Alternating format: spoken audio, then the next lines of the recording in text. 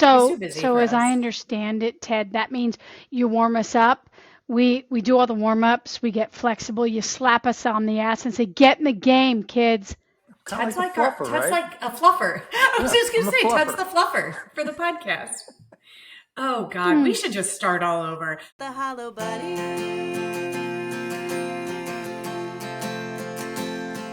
And we all feel hollow. So Greetings and salutations, and welcome to the Hollow Bunny Leadership Podcast. I'm Kristen Zeman, and I am here with my sharp-witted and spirited co-host, Sylvia Moyer. We are former police chiefs who have seen a lot of examples of leadership, both the kind that fills the room with substance and the kind that's all shine and no depth. And people still ask me every once in a while, what does hollow bunny even mean? Well, let me tell you, listeners, hollow bunny is our metaphor for those leaders who look the part but lack the core, the empty suits of the world. And we are here to Yep. talk about real leadership, the kind that is built on courage, competence, and character. And this podcast is not just for cops. It is for anyone looking to lead with impact and to challenge the status quo and to fill their own bunny with something meaningful. How you doing Huh. today, Sil? I'm stunning. It sounds like you've had to explain that once or twice. Funny, I was just on a Zoom call yesterday for an individual who recently started listening, loves the podcast, and Really? said he had to go back several episodes to listen to what the meaning was. He said, "Hello, bunny, what the hell does that mean?" So I thought I would just give a reminder, or actually just some edification for our new listeners who didn't know. I love all of that. Did he just go, pow? He did. Seriously? It makes so much sense. Especially, he loved our origin story when I told him that you and I were just sitting on the phone, literally judging the shit out of people. And that's how it came about when you said, "Oh, yeah, he's a hollow bunny." And I said, "What's a hollow bunny?"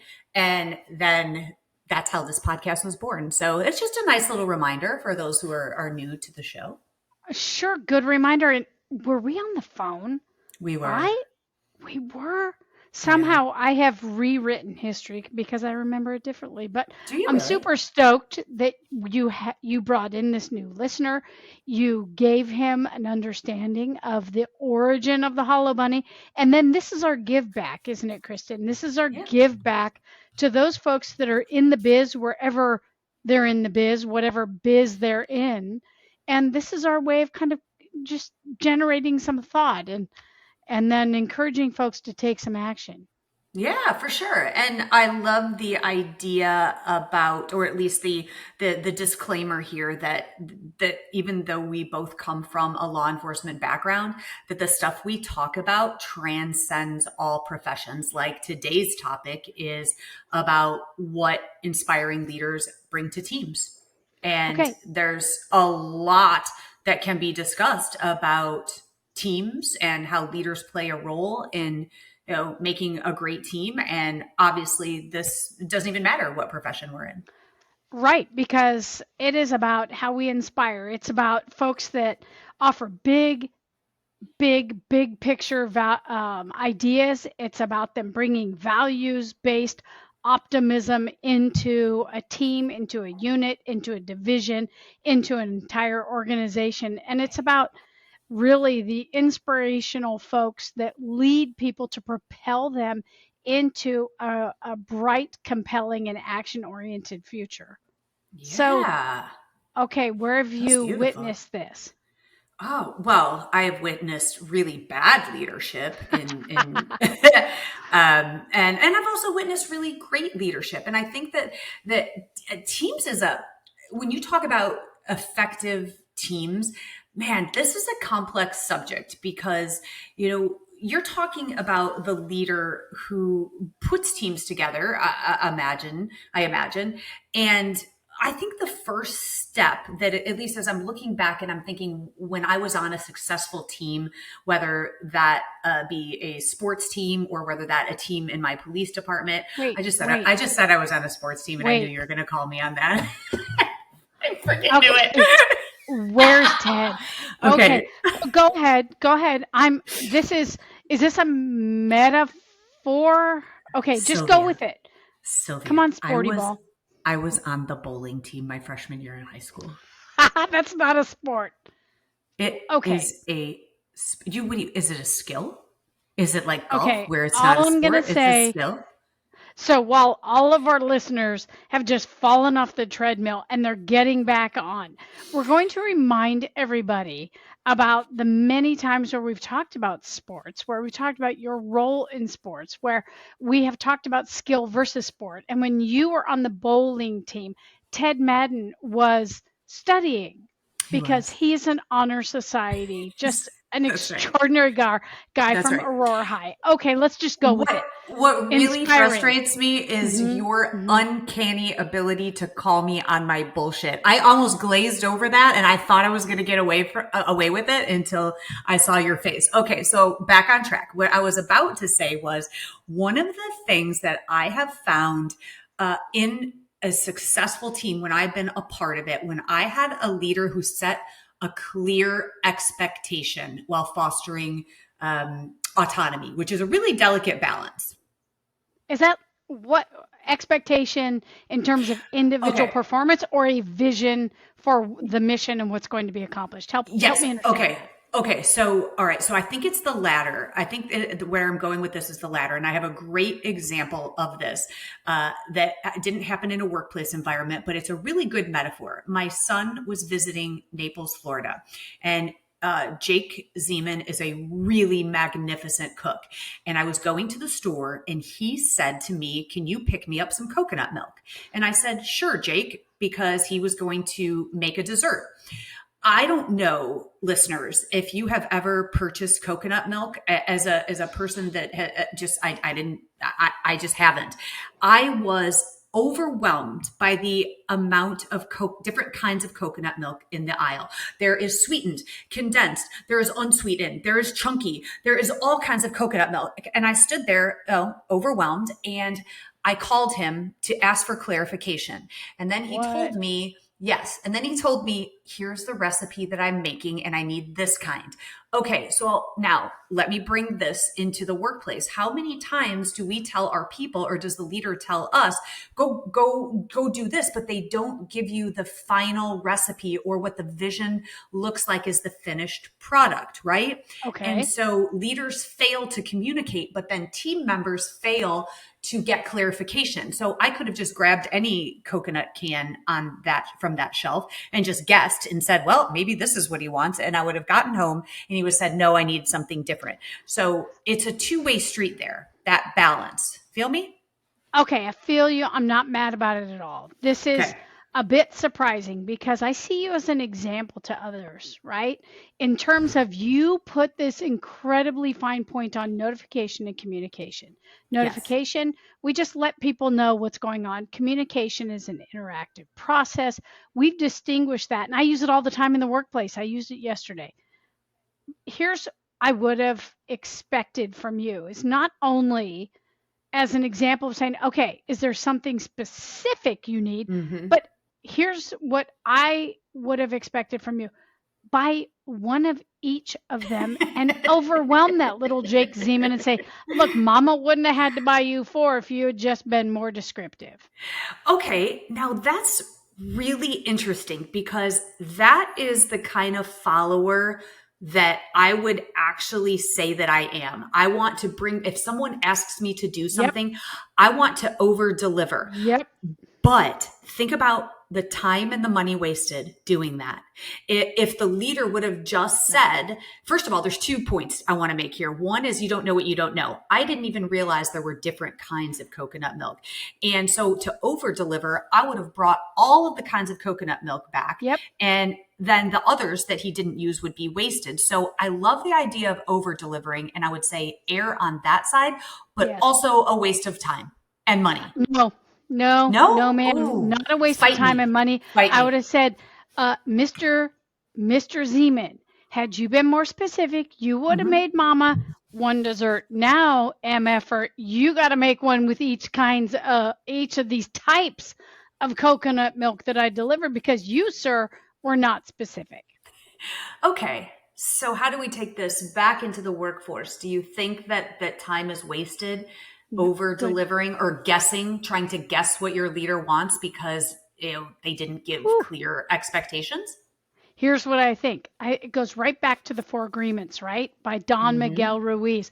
One of those core books that we talk about. And one of the Four Agreements is don't make assumptions. That's right. So ask. Don't assume you know what kind. Ask. Yeah. If the communicator of the mission, of the expectation, doesn't specifically say, is there something more I should know about coconut milk? Yes. Is there a type? Is there something specific? Maybe that's something about followership and a nudge to those of us that are communicating. Hey, when I say coconut milk, it's going to be smooth and unsweetened. Yeah. I think that it helps for the leader who we could argue here is the visionary, the one who sees this end in mind. Okay. But if they can only see it, and in this particular metaphor that we're we're beating, that Jake knew the end in mind. He knew what his dessert was going to be. Okay. I did not have that luxury. And so I think that leaders have to show the vision of the final product. And I think team members, when we're all gelling, is we can see the same vision. And when we can't, we're all working against each other. It's kind of like an incident action plan. In the policing business, we have an incident action plan that speaks to the finer details of what is going to occur. Right? Yeah. Kind of the legal authority to proceed, tactically how you're going to proceed, how one communicates.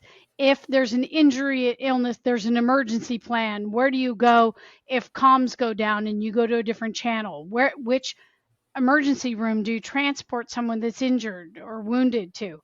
All those things. But we also have this piece, Kristen. It's called commander's intent.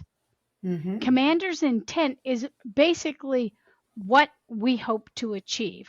Right. In the policing business, we secure people, we safeguard, we reduce harm, all those things. We speak to commander's intent. Now, you knew it because Jake said he's going to create this dessert.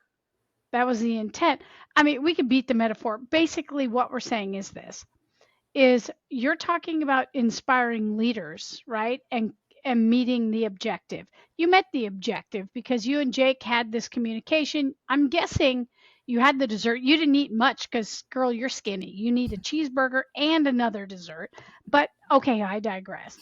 The inspiring leader creates a space so that the follower can also ask good questions. The inspiring leader is an example, and an inspiring leader is calm, courageous.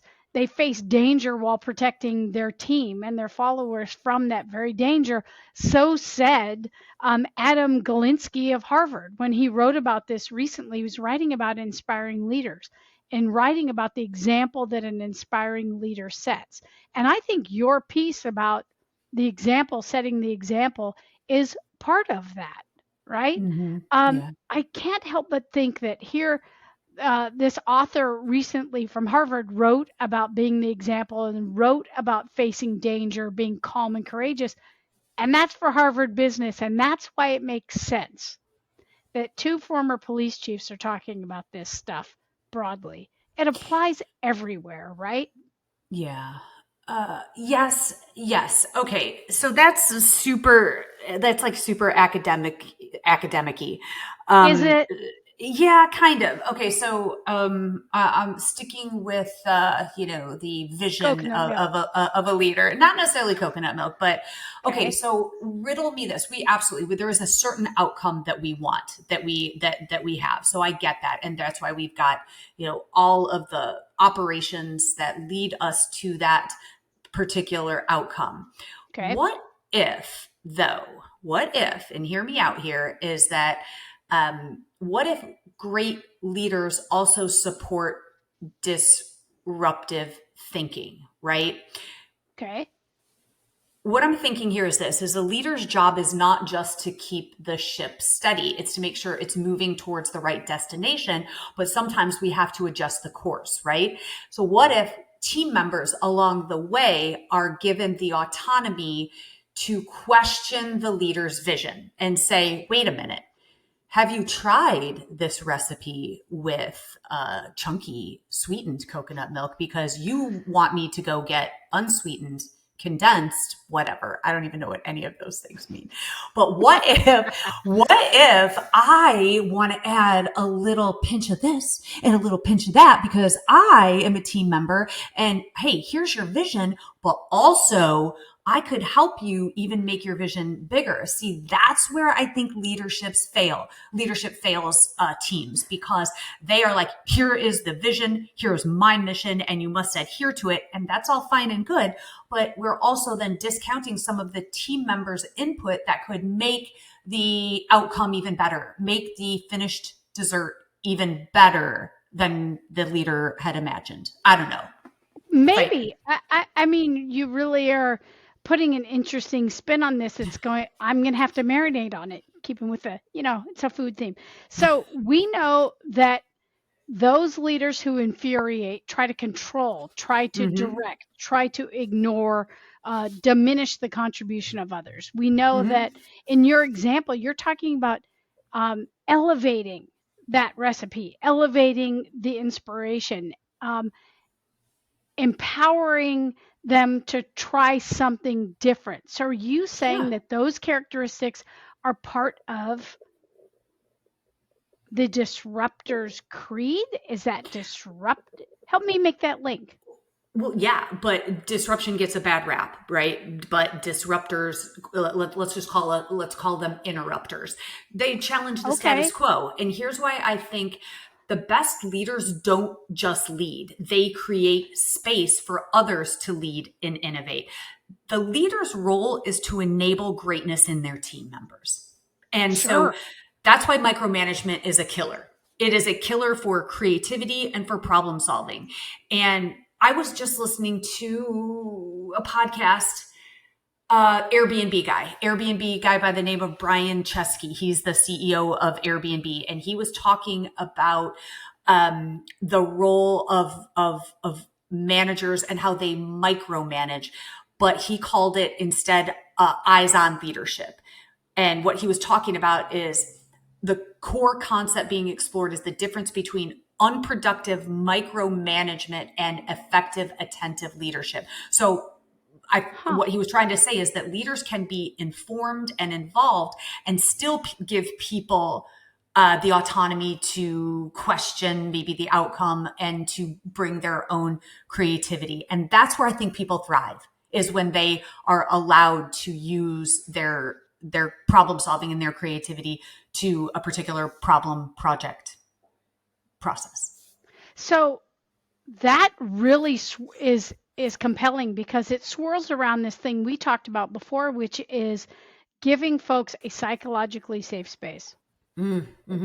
Because if folks feel like they're psychologically safe in the teams that we lead, then they're going to bring so much of just this thought they have, this idea, this energy, this kind of, okay, this might be super wacky, but why wouldn't we try this thing? And so you're saying that the leader is responsible for, and the Airbnb guy affirmed that giving people the space to innovate is disrupting and advancing. Is that what you're saying? Yeah, in a good way. So basically, I think the best leaders leave space for people to question instead of just jump how high, following marching orders and saying, here is the end in mind, go do it. Instead, creating, and this is culture. I think it comes right down to culture. This is creating a culture where people aren't attacked or challenged, but ideas are, to say, hey, that's a great idea, but have you thought about this? And that's where I think the best leaders, when they inspire their team members, is when the team members feel like they can contribute to the outcome.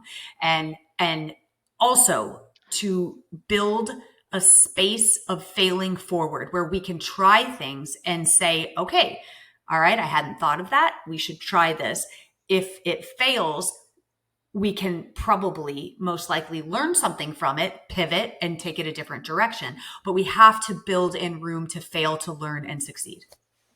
Sure, and a recent example in my current workspace is there's this big, huge apartment complex that is being considered. It's going to be developed, right? Mm-hmm. And fire departments have this great process by which they look at the distance from a fire station, how long would it take them to respond. They Mm-hmm. have something that law enforcement doesn't have. And that is kind of a framework for how they add, this is a big word, apparatus. So trucks and tanks and water thingy-mahoozers and different kinds of fire apparatus. So they have something on which to rely. We don't have that in policing, right? So Right. so we said, okay, this is going to be a big deal. At what point do we evaluate growth and then evaluate how we staff and how we provide service so there's no degradation in service? So we got a whole bunch of thinkers together, Mm-hmm. professional staff and sworn staff, and said, okay, how might we analyze this problem? How might we bring all the diverse inputs from each of your specialties, 15 people that Mm-hmm. are comm center and IT and fiscal folks and cops and deputies and people. And we just said what we want to do is have a framework for how we assess growth, right? Mm-hmm. And we didn't know what that was going to look like, but Right. we just invited everyone to this space to just start thinking. And what you're saying really resonates with me because it everybody brought their weird stuff, and some of them we looked and went, yeah, no. That's not Yeah. going to lead to anything that might achieve the outcome, but everybody got to contribute. They're reporting that they felt safe to just bring whatever data, whatever experience, to go forth and create and do some research to lead to this outcome that is this product for Yeah. one piece now, but in the aggregate, it could be a very significant framework for service delivery. And that has applications across kind of policing, right? Is that Yeah. what you're saying? So everybody kind of contributed, and no two people had similar perspective coming in, and none of us knew exactly how it was going to unfold. That's it right there. Okay. So this is where I think the two worlds perhaps diverge, or at least the Okay. points. So there are some times when a leader has the vision. They know exactly what the outcome is. So Okay. you can overlay this on a new policy, a system, a process, a new idea, whatever it may be, where the leader is going to set the vision. Okay. You just described something different, but similar in that there is a problem to be solved, but we don't know what the end looks like. In the first example, the leader knows what they want to build. Maybe you can talk about a founder in a startup. They have the vision and they need the team to take them, but the vision is there. So that is different than, Sure. hey people, let's all gather around and let's talk about a problem that we're trying to solve. And both, I think, are crucial in an organization. And that tone is also set by the leaders because, number one, this reminds me of the case study of extreme ownership with Jocko Willink and Babin. And when they talk about if your team depends on you for every decision, then you're not leading, you're micromanaging. For sure. This is where leaders can say, there's a piece of humility here where leaders can say, hey, everyone, I don't know the answer here. And the best idea wins. Let's get some great minds and some stakeholders to sit in this room and let's brainstorm in this safe environment. No bad idea, except sometimes there are really bad ideas. But Well, not you bad, talk. just dumb. So Yeah. Oh, not bad, just dumb. So there are some dumb questions and there are dumb ideas, but that's okay. We can just glaze over them. But there are Mhm. two different things. But either way, the leader sets the tone for both. One is to set the vision and to bring people along and paint that picture of what the end product and enable and empower those to use their creativity to align with that vision. The other is to solve a problem that we really don't know what the end looks like. So now we have to just go through the process and get input from everyone. Make sense? Totally makes sense. So let's Okay. recap this, right? Okay. As because I think in our next pod we're going to talk about this a little bit deeper, and we may talk about this kind of idea about innovation and innovation coupled with inspiration, right? We're Yeah. so I really want to talk about this by recapping. Okay. And we're talked about being the example, right? We talked about communication, knowing what kind of coconut milk to buy so you get this great dessert. You talked about disruption, and you talked about interruption. And so I'm really chewing on that. Like, interruption is super, super interesting. And we talked about the space, giving people space to bring whatever idea they have, whatever perspective they have, giving them a psychologically safe space, getting out of their way, and then just kind of letting them bump against the guardrails, right? Yeah. I think you don't evaluate a leader's impact by what happens when you're in the room. You measure it by what happens when you're not in the room. Yeah. And so I think the call to action here for our listeners is if you are a leader, and by that I mean in a formal position, because we can all argue that we're all leaders in our own right, and we can change the culture. We do have that power, but how do you support growth and interruption or disruption? If you feel if it feels too heavy of a word to say disruption, then how do you interrupt the status quo? And what structures can you make in your organization to make space for others' ideas? And then you have to evaluate. And this is a thing that has to happen along the way to say, how are we doing? Because you don't want to get to the end of the project and go, oh my gosh, this was supposed to be a coconut dessert and now it's German chocolate cake. Somewhere we really fucked up. Who bought that? Who brought that cocoa? And Who so was it that just changed it up? who snuck that into that recipe? And so then you come up with the end product where you're like, this is not what anyone wanted. So you have to stop and evaluate along the way and say, are we on the right track? How does this look? So I think that is maybe the call to action for people is support the people who are on your teams and make space for them. I totally get it. Totally agree. And I really want to point listeners to know more. So Adam Galinsky, as I kind of referred to, he talks about like inspiration, how to stay more inspiring. And he says his research points to 4 key actions: reflect, emulate, intend, and practice. And so he really talks about that. I'd point listeners toward Adam Galinsky's work in Harvard Business Review on inspiring leaders. And then where can people learn more about the Disruptors Creed, Kristen? Oh, are you plugging my other podcast? Well, Wow. I mean, I'm plugging it because it's freaking important, it's meaningful, and it helps our Oh, listeners learn a little bit more. you're hired as my publicist. Don't Oh tell my Tim. gosh.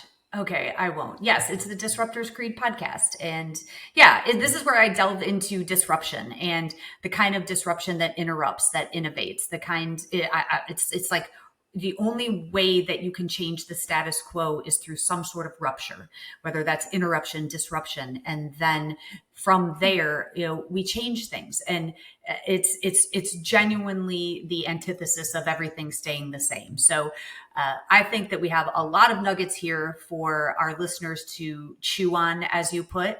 And I think that we can add coconut milk into the bunny today Without to a doubt. fill our bunny, because what else would we use? It just makes sense, right? It absolutely makes sense. And so, what kind of coconut milk? sweetened condensed, maybe, because that's like thick and like it's a little too Okay. sweet though. I mean, that's gonna be oozing out of our Okay. bunny's butt. I'm just Oh, saying. okay. Okay.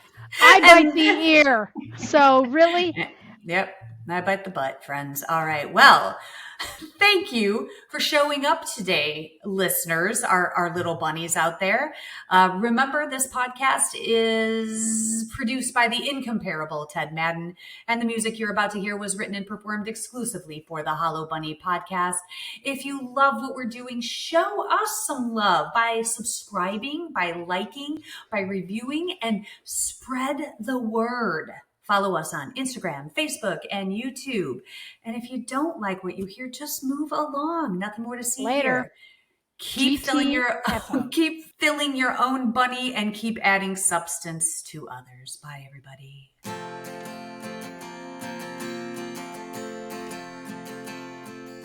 When you look inside, what do you find? Are you content to fall behind? When you lose your way and you fall so why have courage and get ready to fight the hollow bunny?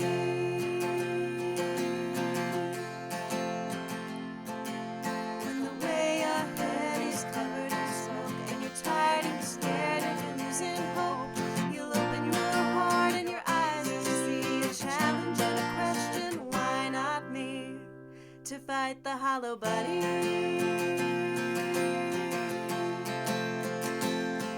And we all feel hollow sometimes,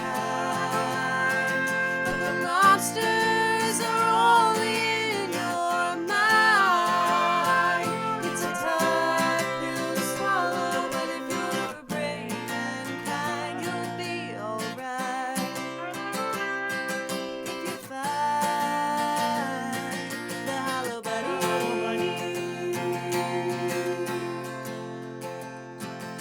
When the challenge ahead scares you to death, you tame the imposter inside instead. To change the world, you've got to start small. It takes a leader to say, I don't know it all. And I know I'm gonna fall, but I'll pick it up and come back stronger. Failing forward and moving onward, doing the hard thing and the right thing, forever fighting the hollow bunny.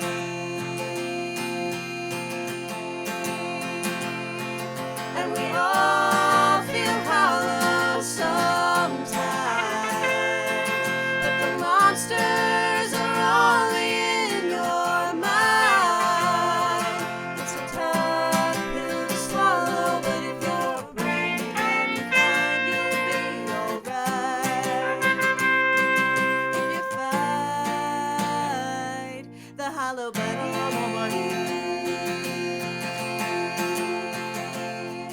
If you're tough on the outside but empty within, something's gonna crack, you've gotta start again. You're tough on the outside but empty within, something's gonna crack, you've gotta start again. The monster